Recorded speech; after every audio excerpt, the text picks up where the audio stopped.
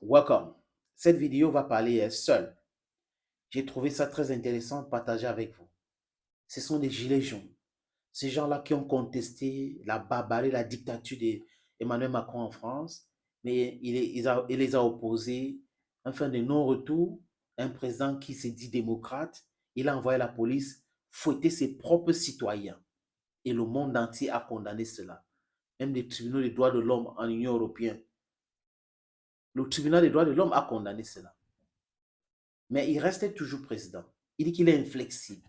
Un président de la République qui est inflexible, qui a été élu par le peuple, mais qui est inflexible quand le peuple a un problème. Appelle ça Macronie. Oui, il faut s'appeler Emmanuel Macron pour être ce genre de personne. Concernant le Niger, notre message passe maintenant bien. Les Français qui sont nos alliés, les Français, pas l'élite française, le peuple français comprend le message et commence à parler. Vous allez écouter quelques personnes qui vont présenter la situation au Niger et la souffrance du peuple africain. Ce sont des gilets jaunes. On regarde, les amis.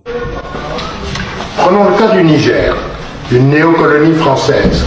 Censé être le deuxième pays le plus pauvre de la planète, c'est pourtant le deuxième producteur d'uranium au monde. Pour nous fournir de l'électricité par le biais des centrales nucléaires, Areva importe près de 40% de sa production d'uranium du Niger. Mais depuis plus de 50 ans, Areva ne reverse qu'une redevance ridicule de 5,5% sur les milliers de tonnes d'uranium naturel qui sont extraites du Niger. Ainsi, la population nigérienne ne bénéficie d'aucune retombée économique. Elle n'a droit qu'aux conséquences de l'exploitation de son propre uranium, c'est-à-dire les contaminations radioactives, notamment de l'eau, les énormes masses de déchets radioactifs stockés à l'air libre, sans compter la désertification qui ruine l'économie pastorale.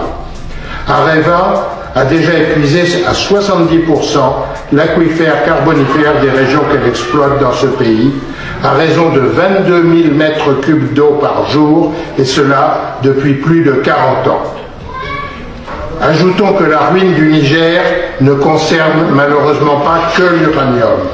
Avec ses 20 millions de têtes de bétail, le pays pourrait en fait connaître une relative prospérité.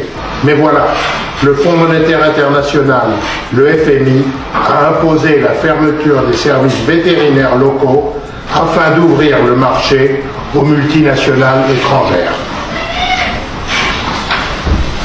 Le FMI, un organisme dont la direction est toujours assurée par l'ex-ministre de Sarkozy, Christine Lagarde, restée en poste malgré ses ennuis avec la justice française, a également imposé au Niger la destruction de ses propres stocks de céréales au nom du sacro-saint principe du libre-échange. Conséquence, plus de stocks pour faire face aux aléas, et la famine attaque désormais ces pays africains tous les 2 ans. On ne s'étonne pas ensuite si les Touaregs se révoltent contre cette situation ou si des Nigériens essaient d'émigrer. Prenons un autre exemple, celui du Sénégal.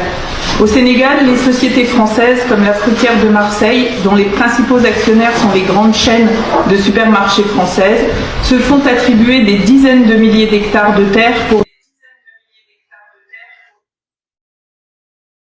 Regardez, vous avez compris?